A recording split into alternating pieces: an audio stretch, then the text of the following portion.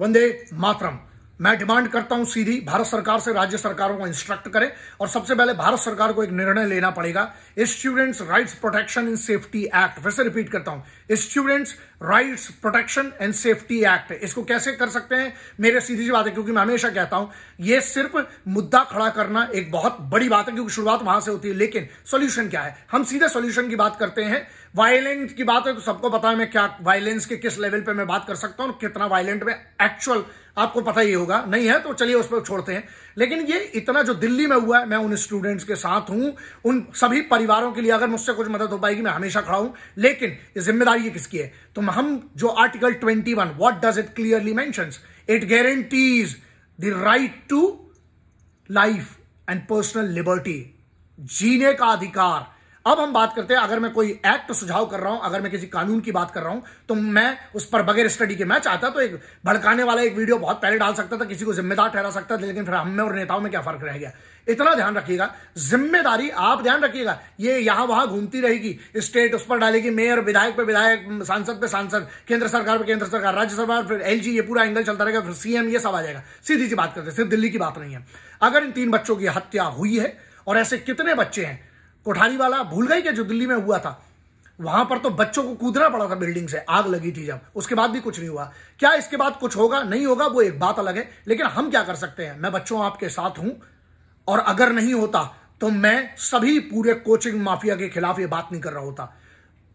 ना करने के मुझे आराम से पैसे मिल सकते हैं, लेकिन करने में दुश्मनी, और हमें घंटा फर्क नहीं पड़ता। ये छोटे मोटे बटले पुटले दुश्मन बहुत देखे हुए, इधर आतंकवादियों की धमकी आती है, कौन है, चोचिंग फोचिंग चलाते हैं, होगा पैसा बहुत ज्यादा है ना, लेकिन यहां बात मेरे वतन के, मेरे राष्ट्र के भविष्य बच्चों की आती है। तो जब मैं कहता हूं students rights and protection act, students के राइट्स क्या हैं? सबसे पहले जो वे फीस दे रहे हैं, उस फीस के विरुद्ध, उस फीस के खिलाफ, या उस फीस के एवज में उनको क्या मिलना चाहिए? अगर वो फीस देते हैं तो उन बच्चों को क्या बेसिक फैसिलिटीज, कोचिंग को प्रोवाइड करना चाहिए? यह सबसे पहला स्टूडेंट्स राइट्स में बात आती है। उसी में एक आता है, उनको ये राइट्स होना चाहिए वहां पर एक अच्छे खाने मिलने का। मैसेज में पूरा बर्बाद, वहां पर 80 से 100 रुपए की एक प्लेट है, वो बर्बादी है। तो सबसे पहला उनका अधिकार क्या है कि कोचिंग को जीने का अधिकार पहले तो सरकार को देना पड़ेगा, राज्य सरकार, राष्ट्र सरकार, सब इसकी जिम्मेदार है। राइट टू लाइफ की आर्टिकल 21 में गारंटीड है। तो पहले सबसे पहले क्या मिलना चाहिए? एक अधिकार कि अच्छे माहौल में जी सकें। अब वो कैसे जिएंगे? अगर पानी का फ्लड होता रहेगा,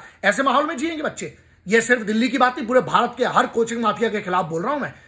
क्या बेसमेंट में ये चलता रहेगा? पूरे दिल्ली के अंदर और बड़े बड़े दूसरे शहरों में भी बेसमेंट में चल रही है। बेसमेंट का मतलब पता है आपको? अगर सिंगल एग्जिट और सिंगल एंट्री है तो वहां पर कभी भी हादसा होगा, क्योंकि आप दफन हो जाओगे किसी भी दिन। उसके बाद जो गाइडलाइन है, जब ये आता है, भूकंप जैसी अगर कोई स्थिति होती है, आग जैसी स्थिति होती है, क्या वहां पर सेफ्टी मेजर्स का पूरा पालन किया जाए? सीधी सी बात है, सरकार को क्या करना चाहिए ये सबसे बड़ा है। तो राइट उनके क्या है? राइट्स का प्रोटेक्शन, उसमें से क्या है? गारंटीड राइट्स, वो भी है। उसके बाद एजुकेशन और वो सब पे बात अलग करेंगे, लेकिन उनका सबसे पहले जीने का अधिकार, उसके बाद अच्छे तरीके से भोजन मिले उनको। अब इसके लिए कौन रेगुलेटरी बॉडी उधर पे बनाएगा?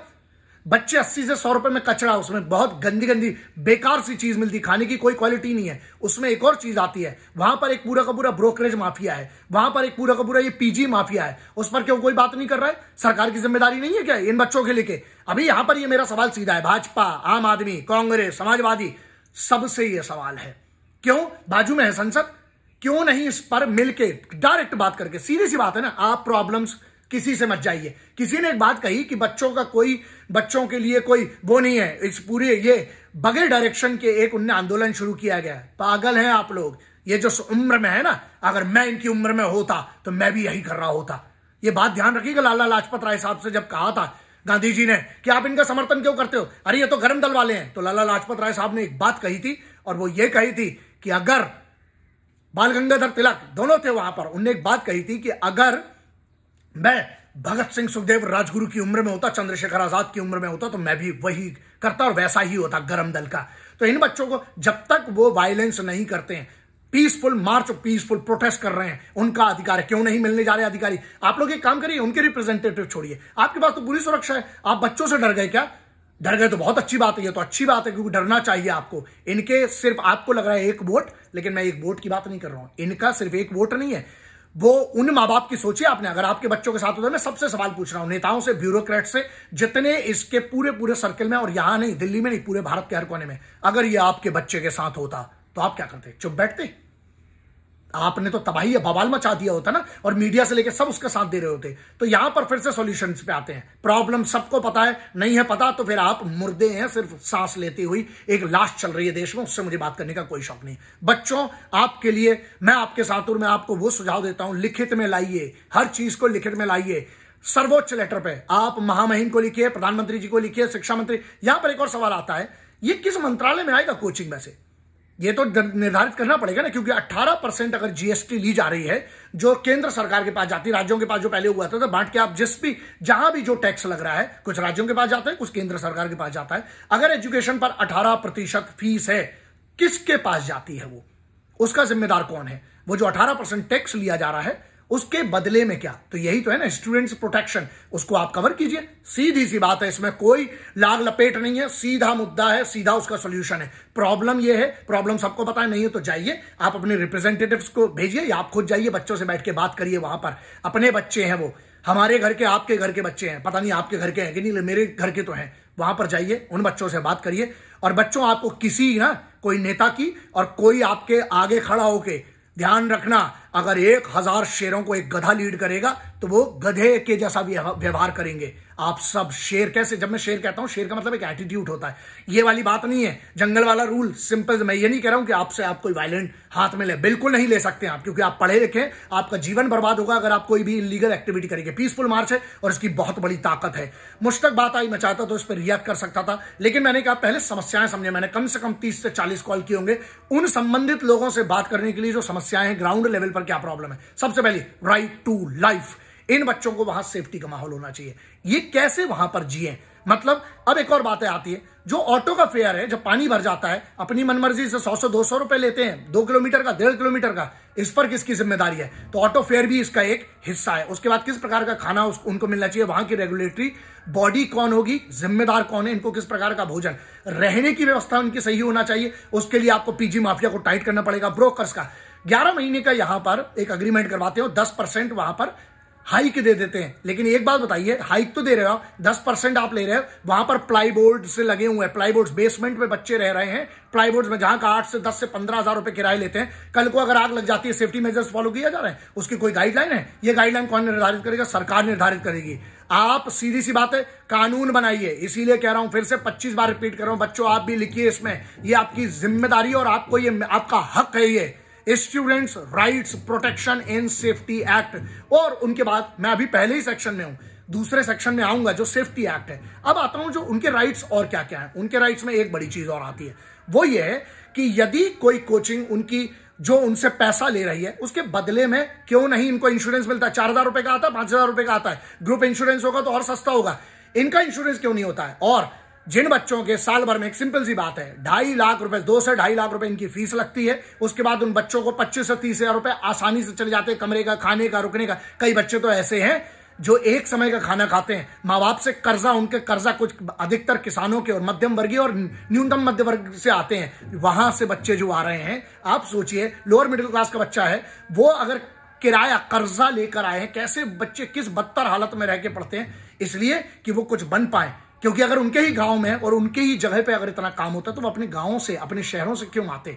अब इसके बाद जो मुद्दा, एक और कंसर्न है, वो ये है कि इनको रेगुलेट करने के लिए आप एक बॉडी बना दीजिए। इनके ऊपर जब तक डंडा नहीं होगा, 2 रोड के बीच के डिस्टेंस कितना होना चाहिए वो निर्धारित होना चाहिए, कितना मीटर पे क्या होना चाहिए वो होना चाहिए। उसके बाद फायर एंड सेफ्टी की एनओसीज के बहुत नॉर्म्स क्लियर होना चाहिए।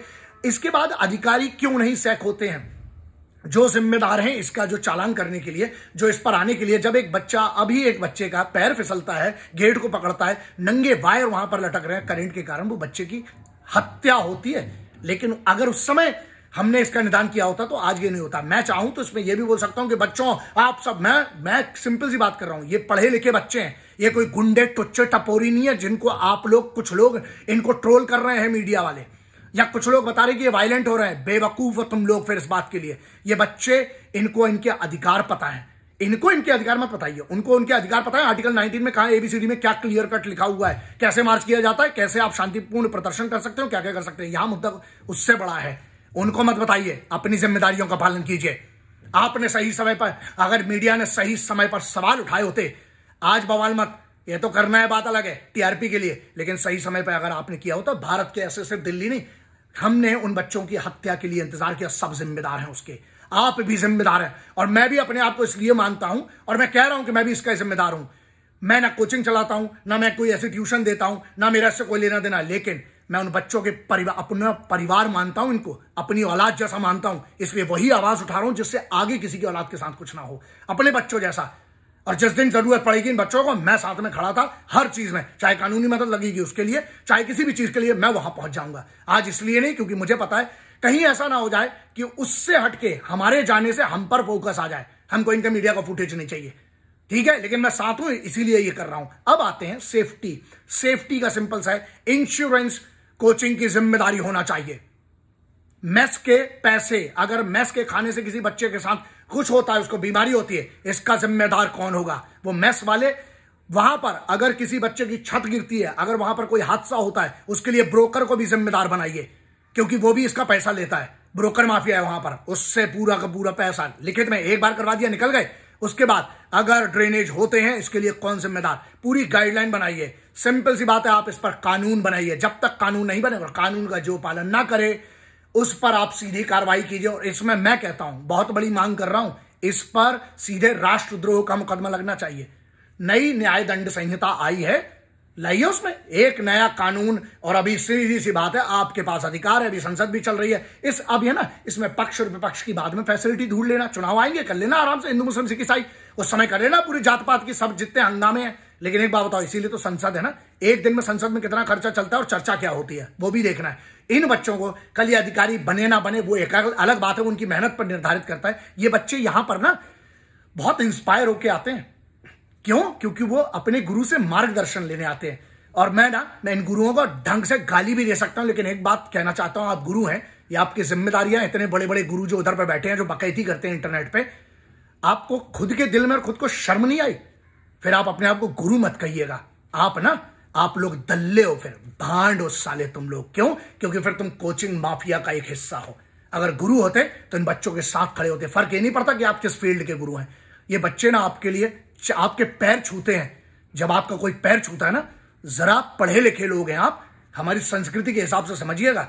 एक बच्चा जब 25 साल का, 20 साल का, 23 साल का आपके सामने झुकता है ना, उसने अपना सर्वोच्च आपको दे दिया, पूरा सर्वोच्च आप पर न्यौछावर कर दिया, समर्पित कर दिया।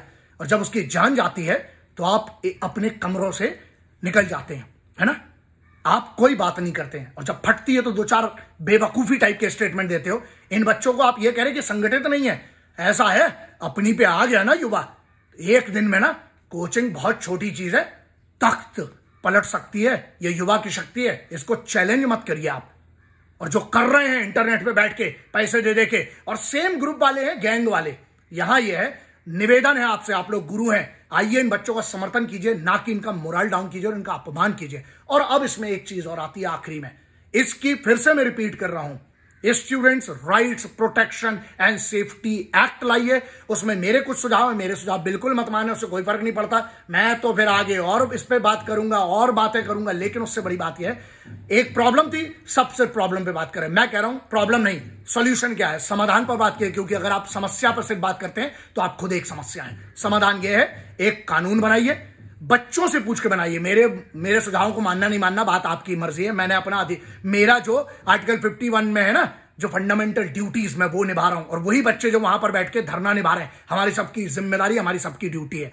तो ये आपको करना पड़ेगा, कानून बनाइए। उसके बाद एक चीज आती है, कानून के अलावा एक चीज आती है, वो ये है कि कानून बना देंगे, पालन कौन करेगा? उसकी कमेटी निर्धारित होना चाहिए, उसके अधिकारी निर्धारित होने चाहिए, उसमें कोई गड़बड़ी हो। सीधी सी बात है, अगर कलम की जरूरत है तो कलम चलाइए, सूली की जरूरत है तो सूली चढ़ाइए। अब ये आप पर है, हम आपके साथ हैं। आप अच्छा काम करेंगे तो आपके बिल्कुल साथ रहेंगे, आप गलत काम करेंगे तो ये समझिएगा मेरे बाप ने सिखाया है, मेरे पिताजी वाला कोई कैरेक्टर नहीं, मेरे बाप ने सिखाया ये बात कि बेटा गलत तुम्हारा बाप भी करे ना तो औकात रखना आवाज उठाने की। और मैं आवाज उठा रहा हूं, मेरे पास सर्वोच्च ताकत आज है, आपको फर्क नहीं पड़ता, रहने दीजिए। एक वोट है और एक वोट की ताकत, वैसे आप समझ लीजिएगा। मैं सिर्फ इतना कहना चाहूं, केंद्र में पूरी आपकी सरकार है, राज्यों में जिन जिन की जो सरकार है, जिन जिन पार्टियों की, बच्चों के मामले में राजनीति के लिए है आपके पास बहुत मसाला है। राजनीति के लिए एक भाषण पे विवाद हो जाता है, किसी के बालों पे विवाद हो जाता है, किसी के गालों पे विवाद हो जाता है। बहुत सारे हैं आपके पास, हिंदू मुस्लिम सिख ईसाई, बहुत सारे आपके पास मुद्दे हैं, जात पात ये वो नाटक सब है आपके पास। बच्चों को बख्श दीजिए। हाथ जोड़ के निवेदन कर रहा हूं केंद्र सरकार, राज्य सरकारों से, इन बच्चों को, ये भारत का भविष्य है। बस इतना सोचिए, अगर आपकी औलादें होती तो क्या आप कौन से नियम का पालन करते और आप कैसे इन बच्चों को सुरक्षा देते। निवेदन कर रहा हूं, बहुत कम निवेदन करता हूं, सिर्फ इन बच्चों के लिए। रही बात हमको पर्सनल, इससे घंटा क्या फायदा भी, हमारा कोई लेना देना, लेकिन फायदा मेरा यह है, मेरे देश का ये ना जान है, हमारी जान है ये बच्चे हमारी। क्यों? अरे वतन में जब ये युवा ही सुरक्षित नहीं रहेगा साहब, तो कौन सा बजट क्या कर लोगे आप। निर्धारित कीजिए किसकी जिम्मेदारी है इस हादसे के लिए, इसके बाद इन बच्चों को सुरक्षा दीजिए। सबसे बड़ा सम्मान और प्रेम मालूम क्या है इनके लिए? यही है। भाषण राशन मत दो साहब, जीने का अधिकार तो दो, उसका तो हक है इनको ना। सेफ्टी से एक अच्छा भोजन मिल पाए, उसका तो हक है ना। कल को आग लगे तो बच तो पाए बच्चे, इसका तो हक है ना। अब आप देखिए इसके जिम्मेदार कौन है, उसको कड़ी से कड़ी सजा दीजिए और इन बच्चों को सिर्फ और सिर्फ जीने का अधिकार, सम्मान, और इन बच्चों को कम से कम माँ बाप को ये आशा दीजिए कि हमारा बच्चा गया है तो कहीं उसका फोन आता है तो कोई दुर्घटना का फोन ना आया हो, कम से कम उस फोन ऐसा आए बच्चे का कि मम्मी पापा मैं सुरक्षित हूं, एग्जाम दिया, हुआ नहीं हुआ वो बात अलग है, लेकिन इन बच्चों को ये अधिकार दीजिए। मेरी मांग है, मेरी मांग है, और मेरी हाथ जोड़कर प्रार्थना है हर सरकार से, भारत की जितनी पार्टियां हैं सब इकट्ठे हो जाइए। आम आदमी, समाजवादी, भाजपा, कांग्रेस, सिर्फ एक बार इकट्ठे हो जाइए। आगे आपको लड़ने के लिए संसद बनाई हुई है, आपके लड़ने के लिए हर राज्य में राज्यसभाएं हैं, आप राज्य में आपके जो है वो विधानसभाएं हैं, संसद है, संसद में हमारे लोकसभा है, राज्यसभा। आप बिल्कुल लड़ते रहिए, हमेशा से इतिहास गवाए, चप्पल जूते कुर्सियां आपको जो चलान चलाइए, बस बच्चों को बख्श दीजिए, भारत के इस भविष्य को बख्श दीजिए, और भारत का ये नौजवान, इसको बख्शिए, इसका साथ दीजिए। यही है जो अधिकारी बने ना बने, अपने स्तर पर भारत को विश्व गुरु और भारत को सर्वोच्च ले जाने के लिए यही बच्चे हमारी धरोहर हैं। इन्हें धरोहर के तौर पर डील कीजिए, ना कि सिर्फ एक वोट के तौर पर। जय हिंद, वंदे मातरम, इंकलाब जिंदाबाद, भारत माता की जय।